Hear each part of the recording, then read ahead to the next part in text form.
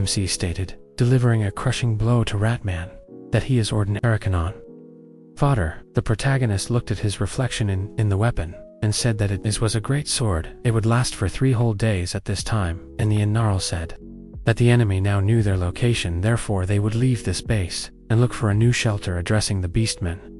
She slapped her hand on the map and told them to get rid of everything that could lead to a leak of information and take only the necessary things with them.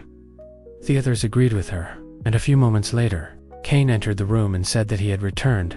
Nariel thanked him for his help and asked how many enemies surrounded them. It would be useful to know their number and who their commander was. He asked if it was so important. She said that it was necessary to know your enemy by sight in order to have an advantage over him.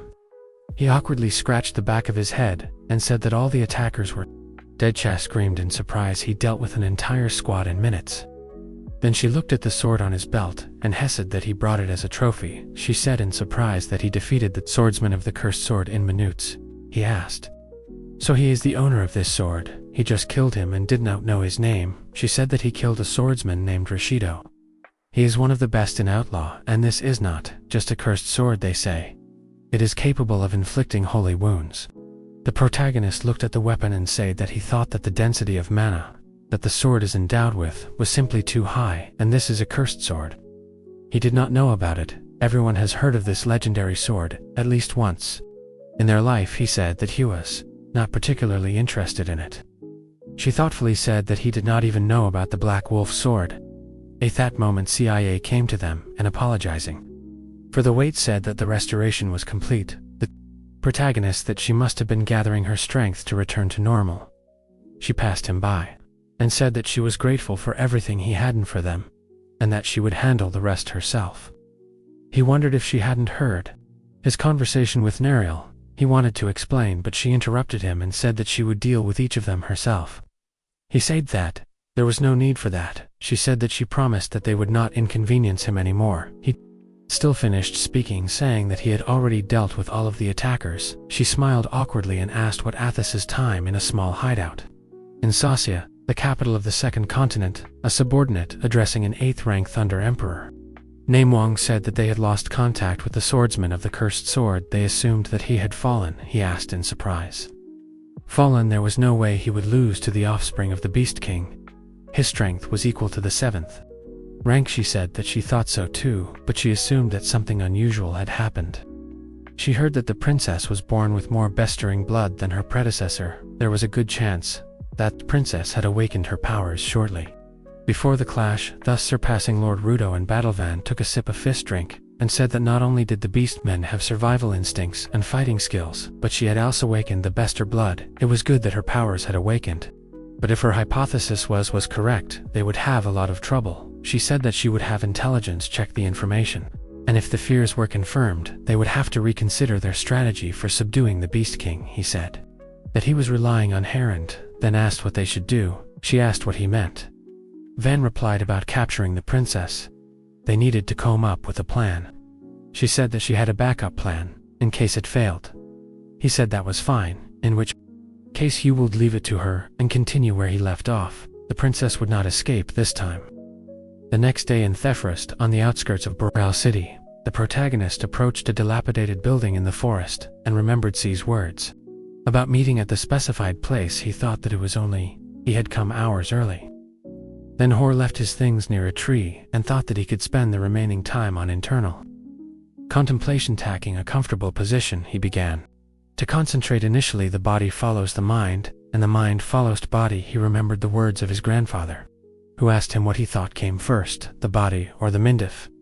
He could not answer this question now. He should reason about it until he found the answer. This was his first task. Who wondered if he had learned the answer today? At this time, Narol accompanied the princess in the forest and said that she felt like she was exhausted. C said that using the circulation twice a day was too hard, and didn't she feel like they were walking in circles? She said that it was not her first time in this area, so there was no way they could get lost. Then, Saya felt an unusual energy in the air. The bodyguards said that there might be a shrine nearby. Then they followed the trail and came to the protagonist, who was surrounded by forest animals like a princess in a cartoon. She thought that it reminded her of that famous painting that her brother once showed her. The beautiful paradise lands suddenly. She saw a dark aura on the protagonist's chest, and thought a demon at this moment. The protagonist was in his consciousness.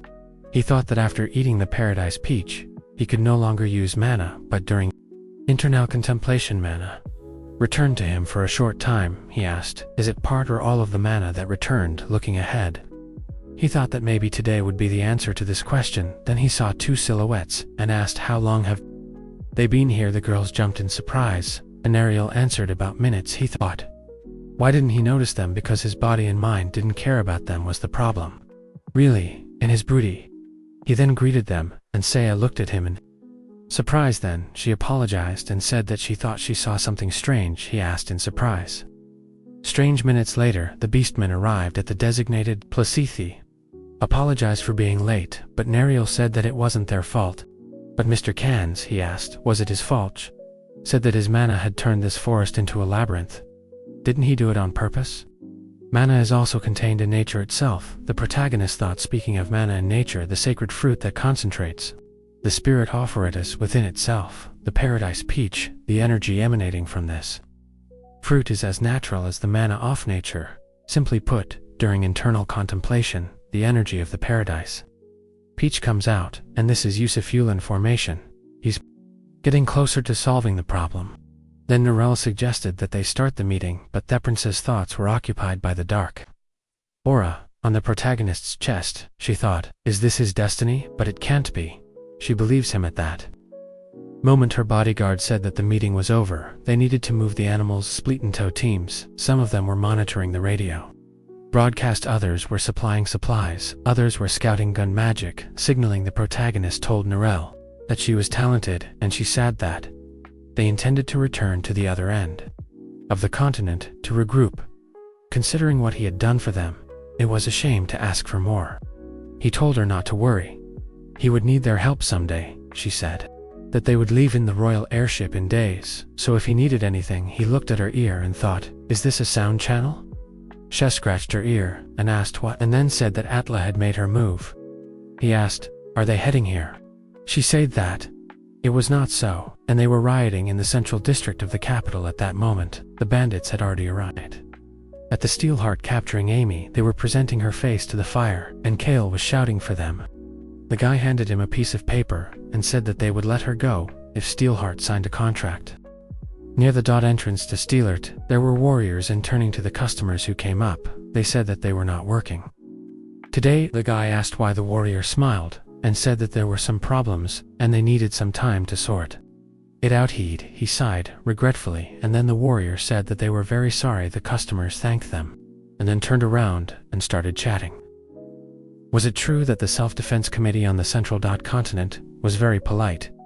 His girlfriend agreed with him, and added that they were well-mannered.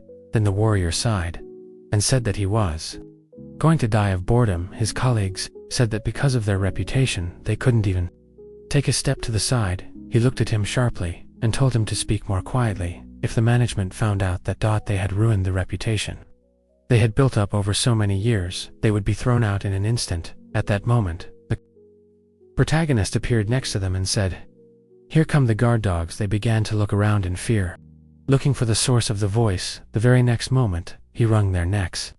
Then turning to Ka, he thanked her for sharing the information. Thanks to her, everything went smoothly. She smiled and said that she was glad she could help. Two more warriors ran at the protagonist with their swords drawn, but he knocked out the enemy with a lightning strike to the neck. The remaining warrior turned around and ran in the opposite direction, thinking that he was a monster and he could not win. He then shouted to the lady in the purple dress she must immediately inform the committee. The protagonist said that he should not try. No one would see or hear him from outside anyway. He then grabbed his head, and his lifeless body fell to the ground, after which he said that he had dealt with the spies. He then asked if he could move on to attaching the talisman. CIA confirmed this and said that he should keep a efficient distance. He took out several seals and said that he understood the intervals were from 2 cm. She shouted in surprise, only 2 seconds had passed. He said he had a good eye. She thought that his ability could not be explained by just a good eye even. The moon rabbits from the second continent famous for the sharpness of their senses, could not, but now was not the time to think about it. A dome formed over the steel heart, and she said that the temporary magic circles had become permanent. They were now cut off from the outside world. Cain asked how long this would last. She said minutes. He thought that on the full moon she would gain absolute power enough to defeat enemies alone, and on other days use the dot circles to provide support from the rear with her. He could turn around. Then he said that he could do it in that time. At this moment inside the steel heart, a member of Atlas continued to bring M to the fire, and said that if he did not dot sign, he would send his people straight into the forge. One by one he has seconds. Then he started counting down. Kale shouted at the last second, okay, he will sign everything, but he must let the worker go. The bandit said it was a wise decision, but there was a problem. He told him to sign everything before he counted to 0. Well, she must scream for them. Properly. With that, the bandit threw Amy into the fire. Then their commander turned around and asked, has he got it? Through his head, you can't go against Atlas. At that moment, his subordinate screamed for help. The protagonist appeared behind him and said that being burned alive is the most painful way to die. With every breath, the fire melts the lungs. The body cells try to resist, and the nerves constantly send signals to the brain. Therefore, it is very difficult to lose consciousness before death. A person feels how cell after cell is burned. Sounds fun. He will let him enjoy it to the fullest. This is his punishment. Then he kicked the bandit in the chest, sending him straight into the fire. He told him to purify himself in the flames. Then he looked at his subordinates and asked who wanted to be next. After a while, everyone went outside. Kale put his hand on Amy's shoulder and asked for forgiveness. Sitting on the ground, she said that everything was fine, and it was not his fault. Then he said that he would get water, but the protagonist stopped him and said that her epithelium had already suffered. If it was cooled now, it would only get worse. We need to wait until she was cured with healing magic. Sia was on the roof at that moment and wondered if the killing intent was coming from Cain. He used a sound channel, but she did not know. She and her bodyguard landed on the ground. She asked the Papin. He asked if she could use healing mag on this girl. She sent healing energy to the victim and asked Kadef. This was the work of those idiots. She will fix everything now. The protagonist thought that this was a bit different front. The healing magic he had encountered in the temples, a special technique from the second continent. A few moments later, the princess told Amy that she could move. She grabbed her face and said that nothing hurt. Kale said that he had met many healers in his time, but this was the first time he had seen a technique of this level. However, what else could one expect from Cain's friends? C waved her hands and said that he was exaggerating, that she was not fit to hold a candle to him. The protagonist thought that her potential for supporting him in battle exceeded all his expectations. Until he tried to fight with her, he would not know, but it seemed that she could perfectly compensate for all his weaknesses. Then Nariel, turning to the guys, said, Thather, were still 3 left, and they needed to leave quickly. Kale said that he would figure it out completely. Anthon, turning to the workers, said that they needed to leave right now. One of the workers ran up to him and said that if they just left here, what would happen to the weapons? He said that they would have to make new ones right now. They had to think about surviving. They had to go faster. Then Cain stopped him and said that he had one request. After a while, Ka extended the circles for minutes, and the protagonist thanked her, saying that it was enough for him. He thought Thatch was really strong. Kale scratched his head and said that he was in a hurry. They needed to take the weapons with them. They could leave it in the warehouse near his house. The protagonist said that it would be better to go to main warehouse first and take all the weapons there with them. The owner of the Steelheart asked in surprise, how will they carry more than 1,000 blades? At that moment, MC took out Mimic from his pocket, and CA asked in surprise, what is it? He said that it was better for her not to touch it. The next moment, the chest opened, revealing sharp teeth, then apologized and said that he should have warned her. Kale asked if this was a mysterious shrine born from the sin of greed. Mimic, a topaz artifact, a living treasure chest, he asked, where he got the legacy of a demon that disappeared into the records of history. After a while, several bandits broke down the door and entered the warehouse, and seeing the empty walls, one of them what is this? There are no weapons here. He then turned around and ordered his subordinates to seize Theffer workers and their families. He clenched his fist in anger and thought, are they going against Adele? He will kill a very own they care about. Before their eyes, slowly and painfully, At this moment the boys had already met in the forestone of the workers. Called out to Kale and asked if he was safe, then he patted him on the shoulder and said that they knew everything those bastards wanted. To kidnap not only them, but their families as well. The owner of the forge said that was very ashamed, but the employee said that their relatives were fine, so he should not worry the protagonist that this was surprising.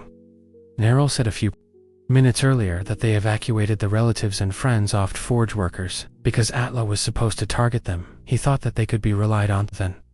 Kale sadly asked where they should go now. The princess approached him and asked, "How about the second continent in days the royal airship should meet them?" he said. "If they do not mind," she smiled and said, "Of course not. They will always be glad to the workers of the steel heart." He extended his hands to her and thanked her. "He will do whatever she wants." She waved her hands and said that she cannot use his labor. Then he asked if there was one more thing he could ask for, that they needed a place to work. Before they went to the second continent, there was a blade he had to make a mistletoe blade for sea. The blade's name was He would make it in days an abandoned factory near Barakal. CIA said that this abandoned factory was the only place they could offer. The blacksmith Narelle said that once they reached the capital, they could set up a new workshop for him. The princess Askadif. They had managed to contact her brother. She said it was difficult to contact the first prince directly. They could try using the other terminals. The princess said that it was too risky, and they didn't know for sure which with access to the terminals could be ADS. Spy, the bodyguard asked in surprise. Is one of them a spy? There are beings who have access to the terminals. In addition to the prince, there are 7 great guardian knights, 2 supreme warriors, and 3 high officials. All of them are the elite of the kingdom, having served with current Beast King for over years. CIA said that only they know that her power is manifested through unique Menethor. Even if it takes time, it is necessary to contact someone who cannot be a spy, namely the future successor of the Beast King and her older brother. The bodyguard said that she will try to contact him tomorrow. The princess said that she relies on her, and then said that she is worried about who Kane really is, and that top-class artifact. Mimic Nariel said that she herself does not know, but she is sure that he is not an enemy, and she is very lucky.